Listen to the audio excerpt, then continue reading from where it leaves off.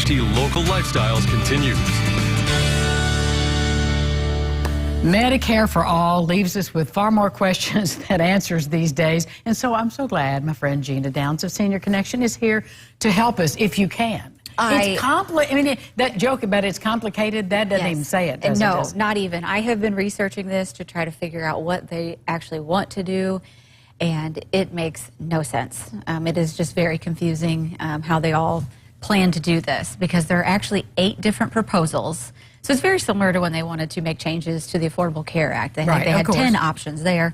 This one has 8 options. They vary from a true Medicare for all situation where everybody in the nation would have the ability to be covered by the plan. They've got buy-in options for Medicare for older individuals, buy-in options for anybody, and then Medicaid buy-in options if the state wants to allow it. So there's lots of different So even versions. that moving part, the state has got a voice in it too, if that plan goes. So is that part of like another one, and then there's the third, which is, oh, well, whatever? Yeah.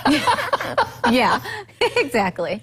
Well, people have got to be calling and asking you, what does this mean to me? Who's really going to be, well, you can't even answer this question, who's going to be affected by this? Yeah, it could affect everybody. We've not really had any questions about it yet, thankfully, but because it's so up in the air, they haven't really gotten through the House or the Senate to go anywhere with it. But there are pros to it. You know, if it does give insurance availability to everybody, then that's a good thing. And it's going to keep that ACA option in there. Some of the options that are hybrids, it keeps the options for people to purchase insurance through their ACA or keep their employer coverage or have the Medicare plan or hybrid of all of it. But there's going to still be out-of-pocket costs. There's still going to be affordability issues. So there are pros and cons to it, but the funding for it is up in the air if they're going to take. That was my next question. Exactly. I mean, it's great to have an idea, but where's the money support going to come from? It still has to be from taxes. Bernie Sanders, his idea for it is to basically revamp the entire Medicare funding system, which is something he's talked about since he's been talking. Yes, exactly. And you know, you're taking that money, but it still has to go to somewhere. So it's still going to this Medicare for all. You're just changing the name of how it's being provided to people. They're talking about changing provider payments. Well, Medicare and Medicaid are some of the lowest paying to providers. And so they have to make it up somewhere, and that's usually through charging group insurance more. Well, if you get rid of that option, then the providers are still going to get paid less. So it really does. Well, how will it ever be resolved? And again, I know you can't answer that question, but this is the kind of coffee conversations people are having. Yeah. What is the answer? What's the next step? And what can anybody as an individual say or do or add in their input?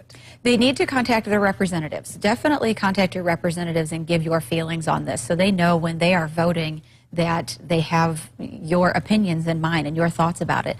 My personal opinion, a version of a buy-in option for older individuals. They have one that talks about people who are in the 50 to 65-year-old range having a Medicare buy-in option. So you're covered under Medicare, but you still have to pay more than the 65-year-old population does, because that population, if you retire and you lose your group insurance, it is unaffordable to cover yourself on insurance. Which is the last time in your life you need something to be unaffordable. Exactly. You need it to be affordable. You are working your entire life to save up money so that you can enjoy your retirement. You do not want to spend it on insurance. Not a single person wants to spend their money on insurance. So you don't want to be spending thousands of dollars a month on insurance. So well, where can people go to learn what you're reading? You're studying this now. Where can you send them to? I go to Kaiser Family Foundation. Kaiser Family Foundation, they are an excellent resource. They're a nonprofit. They're very unbiased. They pull information from all over the place.